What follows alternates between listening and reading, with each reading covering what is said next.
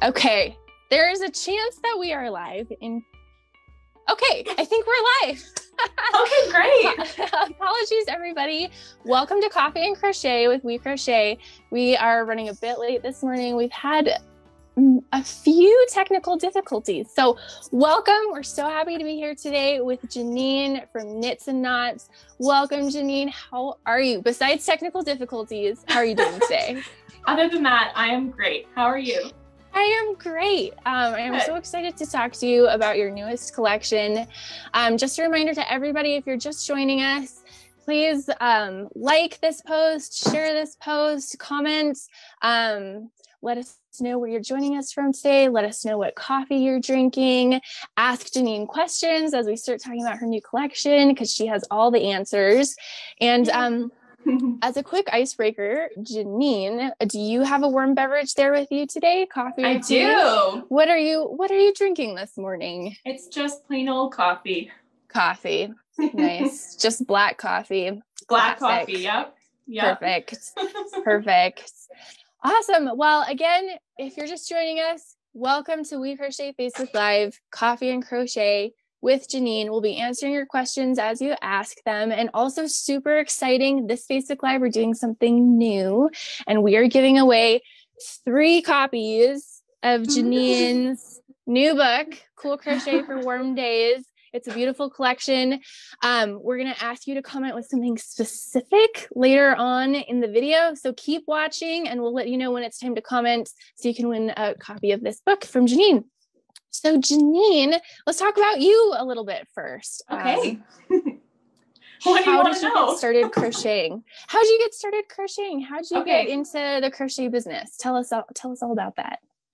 When I was in university, I was studying food science, so nothing related to crochet at all. And I was just kind of getting a little bit bored of my classes. And throughout my childhood, I was always in like every kind of art class, sewing, all kinds of stuff. And I just kind of always wanted to learn to knit just for fun. I thought it'd be a fun little skill to have. And so for Christmas one year, I asked for knitting needles from my mom, and she actually bought me a plastic round knitting loom with all the pegs from Michael's. And then I taught myself how to make a hat on there. And then that kind of just spiraled from there, and I loved it and started selling things and now designing. So that's kind of just how that happened. And then I actually quit school to pursue my business full time, which is kind of crazy, but it worked out. Awesome.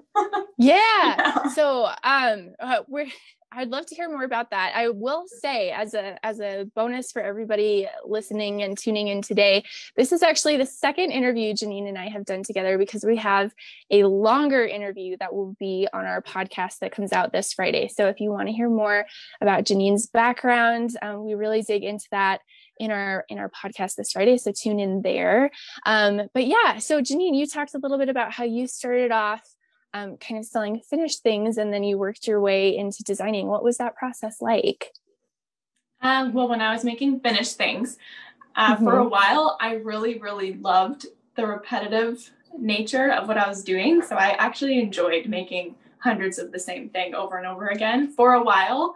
And then eventually that got a little bit boring. So then when I would make new hats or new scarves or whatever, my favorite part of the whole process was actually trying to figure out what new thing I should sell. So my favorite part was the design process. And then I just kind of ran with that and then started publishing a few patterns from what I would sell at markets and stuff. And then, I don't know, it's just like it just seemed like the most natural transition to go from finished product to selling patterns. And I love it so much. So yeah, it's a lot of fun to design new things and create new things. And you have a pretty rapidly growing collection of really cool patterns and projects. So the one that the patterns we're most excited to talk about today, again, I'm sharing I think it's probably reversed for everybody watching, but this book is amazing. It's a collection that you put together all with WeCrochet yarn. Can you tell us a little bit about your inspiration for the patterns and the projects in this book? So for the inspiration behind the book, I kind of had a vibe in mind, if that's weird. So I kind of wanted it to be a little bit bohemian and beachy and like jungly and easygoing and kind of like laid back. So I feel like everything kind of is that, but a little bit sophisticated still. So I feel like everything you can kind of make look effortless almost, if that makes sense. So like the wrap has fringe on it, or like even the lace I feel like is very beachy, and I don't know. Yeah. Does that make sense? Yeah, definitely. They're really good projects for summer. I think we talk a little bit more about this in our podcast interview, but ultimately we had plans to release this book at the beginning of the summer, and we've released it a little bit later because we were so excited to have you out to our office to meet you, to do a bunch of videos with you, some photos. And then the pandemic happened. And so I'm so excited we were still able to make this happen because you took the photos yourself. You started and modeled all the photos. Tell us a little bit about that and the photo shoot process. Yeah, well, I was so excited to finally have like a real work trip and be able to come see you guys, but that's okay. I'm trying to, think positive. It's good. Yeah. I think in the end, it worked out fine because the photos turned out even more amazing than They're stunning. Ever hoped. They're amazing. And I feel like the photography is such a good opportunity to really get just elevate every piece and portray it exactly the way you want it to be seen. So I was able to choose every outfit and choose the locations, and I don't know, it's another fun aspect to designing that I actually really love doing. So you've got a talent and a skill for art direction as well, I would say. I think maybe. the styling of your projects is always really inspiring. It always gets me inspired to make them. And I will say, so this is kind of a surprise question, but because you are so good at styling, this book is cool crochet for warm days. There's tank tops, there's a lovely dress, there's also some wraps. As we're headed into fall, do you think these projects work well for fall weather as well? Maybe with some layering. Do you have any styling tips for people that are making these projects? For fall? Well, I think either of the tank tops could be for fall if you just wear a cardigan over it. I mean, I wear tank tops throughout the whole year. The dress, maybe not, depending on where you're living. I guess you totally could wear a dress still. Maybe for Christmas even, it could be a cool Christmas dress. It would be. I think it could be. Yeah, that's a great idea. And then the two, you can you see these? The triangle wraps here? Yeah. Okay. Yeah. I mean, even those, I think you could wear it just as a scarf, or you could even just change the weight of the yarn, and it could be a thicker kind of winter scarf. So you could use the same pattern and just change the yarn weight. Yeah, totally. So really, I think they all could work. Yeah, they really could. They're really versatile pieces. So we're going to get into a show and tell eventually where we can look at all of those projects in more detail, because I know you have them with you. But before we get to that, the other great thing about these patterns is that they're really size inclusive. And we actually have an article included in this book along with the patterns that you wrote about the importance of size inclusivity. Can you talk a little bit more about that? It is just really important to me that as many people as possible can make the patterns. And the last thing that I would ever want is for someone to come onto my page, see something they like, try to purchase it, and then realize that it's not made for their body.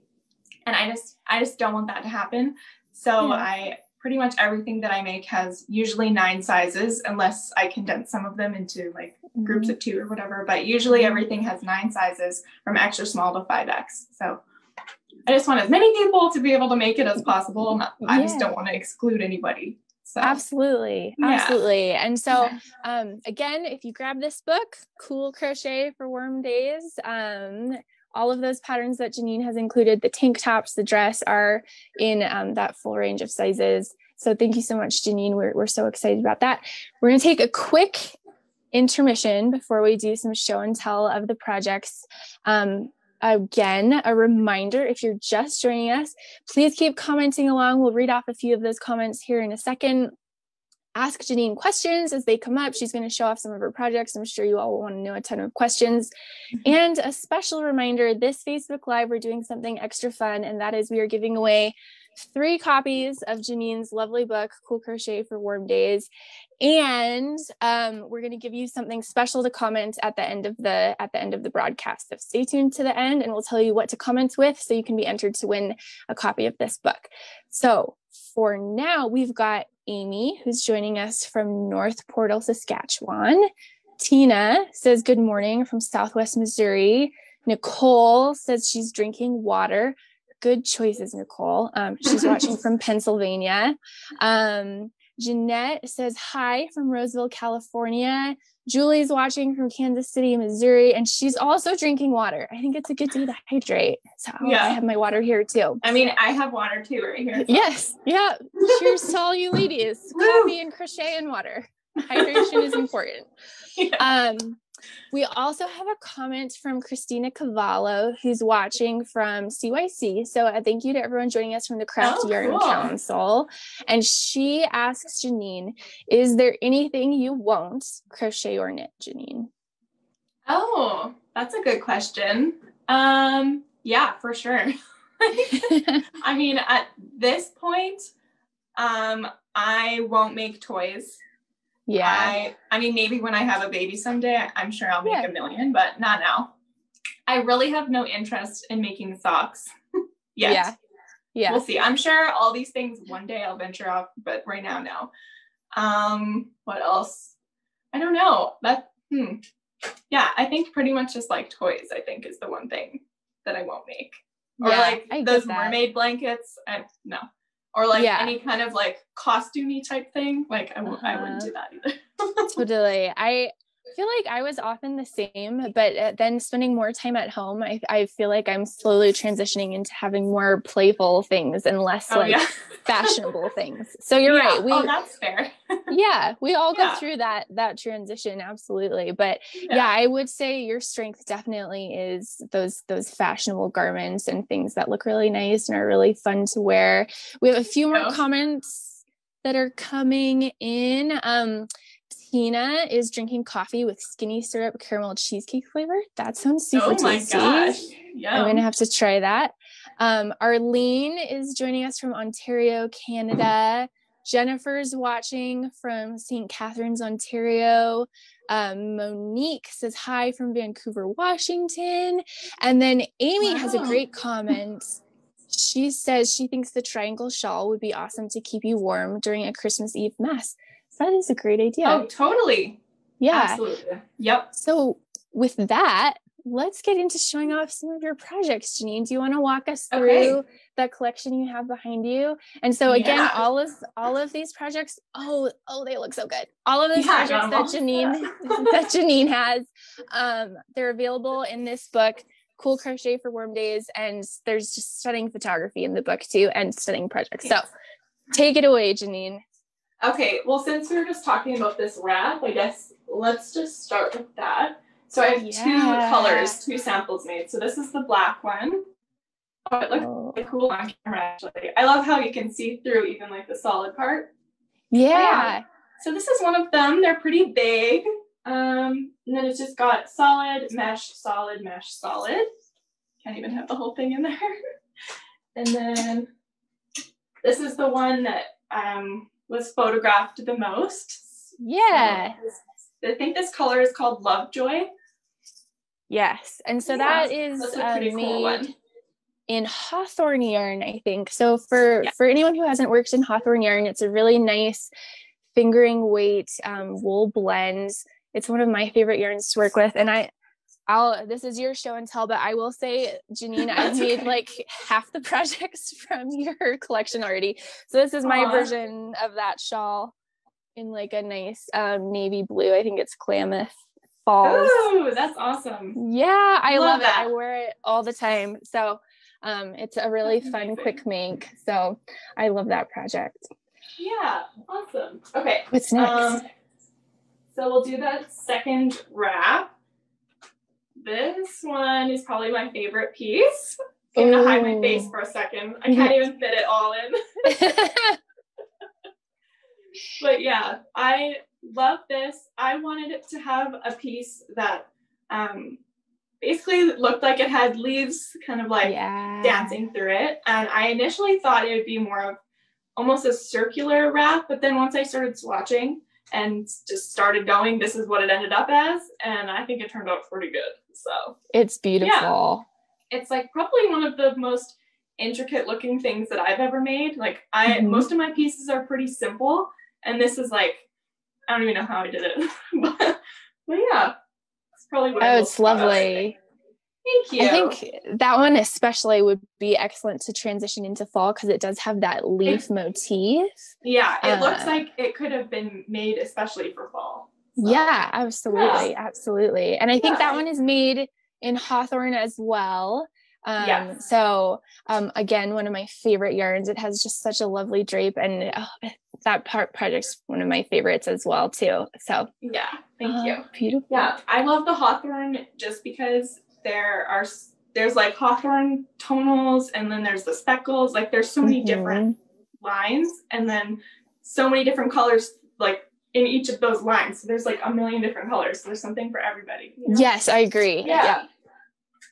Okay, so then this is the dress. Ooh. Yeah. So it's really long. Yeah. And it's got a tie in the waist so that like this part is kind of supposed to fit a little bit like comfortably loose kind of. And then the tie is supposed to kind of cinch at the waist just to make it feel a little bit more relaxed. Like it's not all supposed to be super fitted. It's supposed to be, yeah. Anyway, so that's like my favorite kind of fit.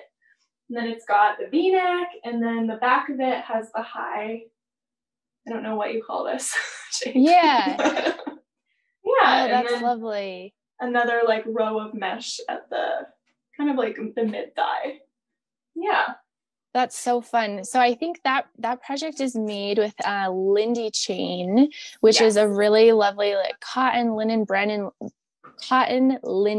blends in a like chainette structure. So it's an interesting yarn to work with, and it's one of my favorites. So if you haven't tried that one, I highly recommend it. It has a lovely drape for garments like that, tank tops, dresses. Yeah, for sure. And as you said, I think you mentioned that this one would be great to layer as we're heading into the colder seasons, and especially with those mesh bits. I just envision wearing like a little slip dress under it that maybe is a different color. That could be really cute. Totally. Yeah, totally. I can't wait to make that one. That's one of the few I haven't made yet. Yeah. Another styling maybe suggestion would be, I wear dresses lots of times with like a t-shirt underneath. So you could totally do that too, kind of like a fitted shirt and then the dress on top. But I want to make another one in black and then have like a white shirt with a black dress over. I think that'd be cool. But that'd be we'll so see if cute. I have time to ever make that. That's true. And then actually, I thought it might be fun to show you my sample.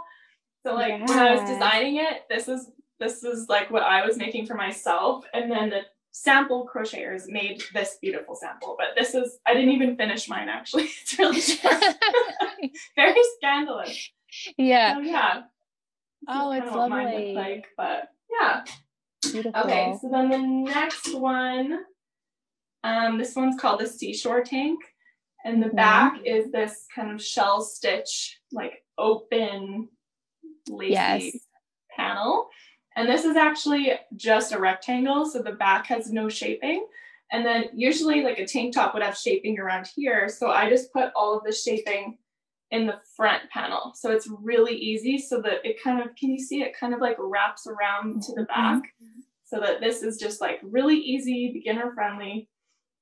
Yeah, I like this one the best, I think. This one's just so easy to wear. It's got like a really nice scoop neck, and it just fits really nicely. And yeah, I actually love this yarn. It uses Curio thread number 3. Is that right? Yep, exactly. Yeah.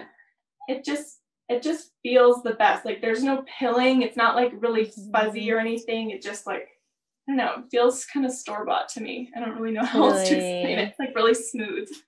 It is. Yeah. Curio crochet thread generally just has like that really tight twist. So yeah, you're right. Pilling is not really something you need to worry about with a thread. And I will say, Probably for anyone who's followed along with these Facebook Lives in the past, I love Curio. It's my absolute favorite. And I think it comes in some of the very best colors. So if you haven't tried crochet thread, I would actually say the term thread feels very intimidating because it's small. But I've actually made that tank top that you're holding, and it works up quite quickly because of that lacy panel in the back. So don't be afraid of thread. It's totally worth it for this project. Absolutely. Totally. So this is just another color of it, the pink one. And it goes nicely with like all the other colors that were chosen, like this pink and the red, and beautiful. Pretty. Pretty. Oops, the last one. Okay, and then the last one is this one here. This one's called Wings of a Butterfly. So it's just a V-neck tank top that's got kind of like the low V-neck in the front and the high in the back, but you can also wear it this way if you like. Yes. I just feel like things look better on me with the high neck, so I prefer this way actually. But it can go either way. And then this one starts at the bottom up. So first, and it's worked in 2 panels, so the front and the back panel. And you just start by making this kind of butterfly, flowery looking motif at the bottom, which is really easy. I think it's only 5 rows, and it's like, is this worsted weight? I think so. It goes pretty quickly. It's a DK weight. Okay. DK. Yeah. And so it's just back and forth, and then really basic shaping for the V-neck, basic shaping for the back, but this detail makes it look a little bit more, adds a little something. So I made this tank top also, and you're right, because of the thicker weight yarn, it goes super fast. I think I made it in a weekend easily. And and I even kind of building off your size inclusivity, what I love about that is it's very trendy with kind of that cropped look to it. But for me, I have a bit of a longer torso, so I just added a few extra rows to the front and the back, and now it still has that cropped look, but it fits me a little more to my body type, which is nice. So totally. That's the easy thing about your patterns, which I love, is they're really straightforward in terms of customizing that type of thing so that they fit really nicely. But and so you've got this sample in another color here that you're getting ready to show. So this is the last piece that I have to show you. I love this kind of like rusty coppery color. Me too. It's one of my favorites. So it's the other sample. It's beautiful. That's it. Thank you. Yay. I have to apologize if there's a background noise on my end. I'm getting my house painted today, and my window over here is being painted as we speak. So Facebook Live adventures. So we've got a few people commenting on your projects, Janine, as you've been showing them off to us. So Krista says, I love the tank tops with layering with a cardigan, especially for fall. That's a great idea. Julie is asking, what made you brave enough to become a crochet pattern designer? Any advice for encouraging others to take the plunge? What made me do it? I think that I just tried to do it, and my first pattern was horrible. Didn't have a gauge, only had one size. Like, it was not good. Not good at all. But I think that like the only way to get good at something is you just got to try it. So I think that's okay if it's bad in the beginning, because if you're just starting out, you probably don't have hundreds of thousands of eyes on your work, right? So it's like, even if it is bad in the very beginning, like, it's not a big deal. Tips, I think, if you are kind of like nervous about releasing your first pattern or whatever, I would say get a tech editor, have people test it. And if you're worried about, like, if you feel like you're not sure if your work is good enough yet, you can always have it as a free download or free pattern and get feedback on it until you feel comfortable charging money for it. I don't know. You gotta just go for it. Absolutely. I think that's such a good point. At WeCrochet, we're all about just trying things, messing up, learning from mistakes. And it sounds like the design process has been the same for you as you've gotten started. We have another question. Christina is asking, where do you get your inspiration for your designs? They belong in Vogue. Oh my gosh, thank you. Where do I get, I mean, I guess just things that I want to wear. Like, I don't really know what else to say about that. Like a lot of times I don't have a plan for what I'm making, unless it's like a design a collaboration or something. But if it's just me wanting to, if I'm like, oh, I just want to put out another pattern, like, let's see what I come up with. A lot of times I just take the yarn and just like start making something.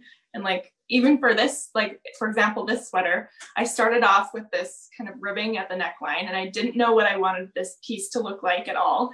And then I just kept, like, it's a top down. So as soon as I got a little bit bigger, I just kept trying it on. And then kind of the vision just comes to me. Like after once I can see what it's starting to look like, I go, okay, like I can see this being like this or this. And I just so wing it's a pretty fluid process, kind of going with the flow. Nice. Yeah. And then a lot of times I look at clothes and stuff on Pinterest or Anthropology or like Urban Outfitters, or I don't know, just kind of see like what people are wearing, or like even just to get ideas about shaping or how to like how I could piece panels together or stuff like that. Nice. So a nod to fashion for the silhouettes, which is a great idea. Another question. So Jeanette is asking, is curio thread like fingering weight, or is it even thinner?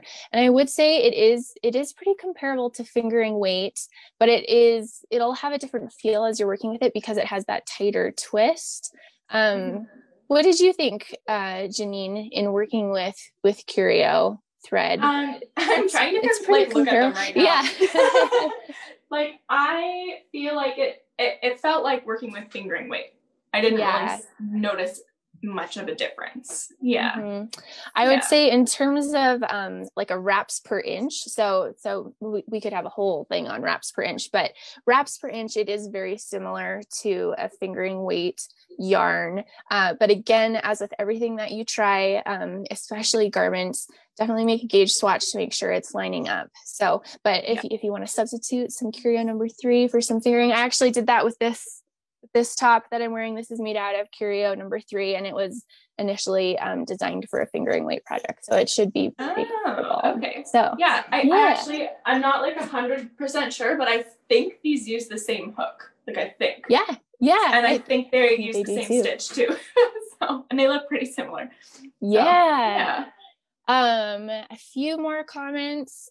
Tina says, love the crop top. The rust color is perfect for fall. Totally. Nicole is saying she was just going to ask if the top was cropped. She's probably going to make a longer version for herself. So we can't wait to see your finished project, Nicole. Totally do that. Easy to do. Yeah, totally. Definitely share it with us. We'd love to see it. Denise says she loves all the patterns. I agree. Denise. They're very pretty. And then Christina, this is probably the last question we're going to ask you for today. How does one find a tech editor, and how much do they charge? Okay, to find a tech editor, what I did a couple things. One, I looked on Facebook because there's a tech editor group. I think it's called Tech Editor Hub. So if you can even just search that on Facebook, I'm sure it will pop up. And it's just like, that group there's a lot of people in there, and it's tech editors offering their services. It's people saying, I have this pattern and I need a tech editor. So it's kind of just like, you'll find one there. And then usually you can click on whoever, like if you see a tech editor is offering their services, you can click and you can go through to their website, learn more about them and see what they charge and everything. Every tech editor is different. It's kind of like people charge different amounts for their patterns.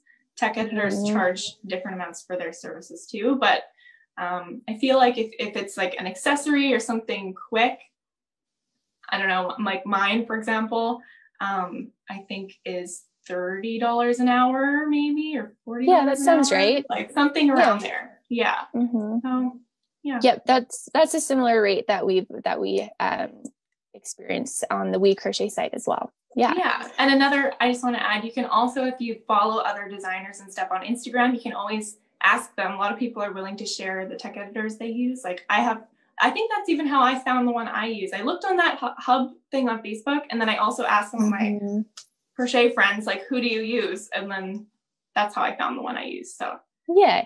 Yep. Always just ask around. I think the thing that I love about this community is people are always willing to kind of share resources and share other people's work, promote other people's work. So that's a great tip.